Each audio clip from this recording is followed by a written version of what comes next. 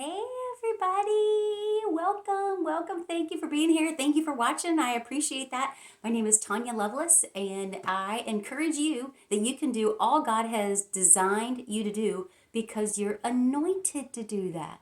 By God Himself, you're anointed to do all God has called and designed you to do. So that's like pretty cool. All right, so just a couple quick things and then we'll get into the message. All right, so November 8th, voting day is coming up, so please pray and vote. And I am very pro life. I came at a time when I really wasn't planned, and it really kind of wasn't the best, most convenient time for me to be born. However, my mom chose to give me life. So I am very pro life. So on the ballot, you will be able to vote in Kentucky on Amendment 2. So I encourage you to pray and vote yes on Amendment 2, which says, yes, we are against abortion in Kentucky and we want that in our Constitution. So pray, vote November the 8th, yes on Amendment 2. All right, okay, cool. And then at Alexander First, we are having Our Ladies Christmas celebration on Friday, November the 9th at 6 p.m. All ladies are invited. You and your family and friends, ladies, just come on out. All we need to do is have you RSVP ASAP so we can plan for you and me. Okay, so for real, yeah, if you would just call or text me or let me know at church.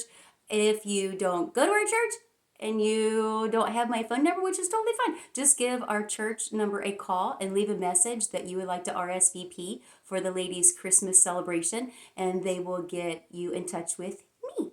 All right, so our church phone number is 859-635-1441. 859-635-1441. So just leave a message and then they will give that message to me, or they will call you back and let you know the particulars. All right, so all right, that's all. What we're going to talk about today is faith.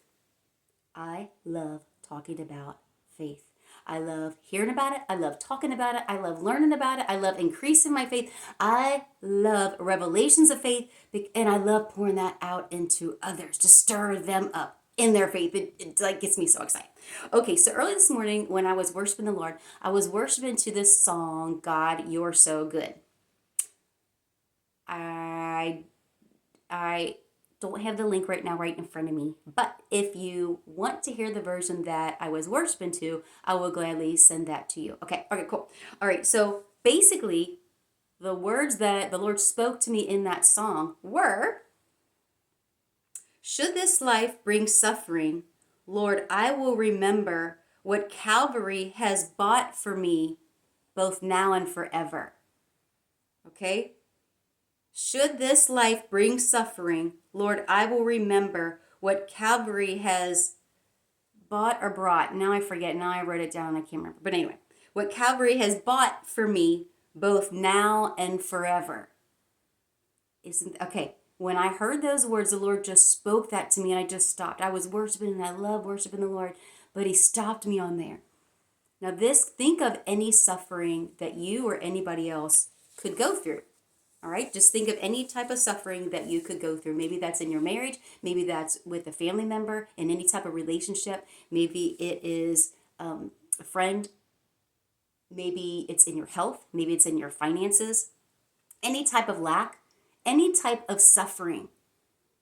What the Lord is saying today is in that suffering, if in this life there's suffering, I will remember what Jesus did when He did what He did on Calvary. Any type of suffering, red flag, what did Jesus do? Because your suffering is not your truth. Truth is unchangeably fixed. It's your lot in life. It's what I have to deal with the rest of my life. That's not true. Jesus is your truth. When Jesus died on the cross and He invited you to receive Him as your Lord and Savior, and you did, you got saved. In your salvation is healing and provision and deliverance and well-being and peace. It's all in there. That's yours now. Satan comes to steal and to kill and to destroy the truth that's in you, that Jesus put in you, that you received when you received Jesus into your heart. That truth is in you. Satan's coming to steal, kill, and destroy that truth. If it doesn't look like heaven, because the will of the Father is on earth as it is in heaven, if it doesn't look or sound or smell or feel like heaven, that is not your truth. And where do you find God's truth? What did Jesus do? He died on the cross for your salvation. And he's given you a whole love letter of his truths for you. So if you're in a suffering situation where you feel like you are suffering, ding, that's a red flag. Remember what Jesus did. And if you say, Jesus, I don't know what the truth is in this situation, ask him. Say, Lord, what is your truth in this? And then search the word. He will show you, because my sheep hear, or his sheep hear his voice. Okay, we hear his voice. He wants us to know the truth. He is the way. He is the truth. The way through, over, around, overcoming whatever suffering that is in your life right now. Jesus is the way to overcome that. He is your truth. Okay? Suffering is a red flag. Okay, what's my truth in this situation? All right. So God is love. God is with you. So love is with you to help you, to save you, and to deliver you. All right? Love is all kinds of things. Just read his love letter to you. But God is love, and God will be that to you, because it's his idea to be with you, to do that anyway. It's his idea to love you, to give you his truth through that suffering so that you can be a mighty, powerful overcomer, more than a conqueror. All right. So where am I experiencing suffering in my life? What did Calvary do for that? I need to go search that, because I don't want to live in this suffering forever. I want to give God glory. I don't want to neglect such a great a salvation. I'm going to find the truth in this situation. Where are you suffering? Where do you feel like you're suffering? Remember Calvary. Let that red flag go up and go, this doesn't look like heaven. It doesn't feel like heaven. Surely doesn't smell like heaven. What's the truth? What did Jesus do when he did what he did for you on Calvary? I just kind of want that to sink in just for a minute, or for a day, or for a weekend, or for the rest of your life. Let it sink in.